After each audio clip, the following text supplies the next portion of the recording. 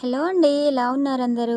ఈరోజైతే అందరికీ అభయమిచ్చే అన్నపూర్ణాదేవి మంగళహారతి పాడబోతున్నాను. ప్రతిరోజు గనుక ఈ పాట ఒక్కసారైనా విన్నట్లయితే మనకి అన్నానికి ఏ లోటు ఉండదు. నా పాట కనుక మీకు నచ్చినట్లయితే లైక్ చేయండి. కొత్తగా నా ఛానల్ చూస్తున్న వాళ్ళు సబ్స్క్రైబ్ చేసుకోండి. పాట ఎలా ఉందో కామెంట్ చేయండి. ఇలాంటి మరెన్నో పాటల కోసం చూస్తూనే ఉండండి. స్వాతి రాచర్ల.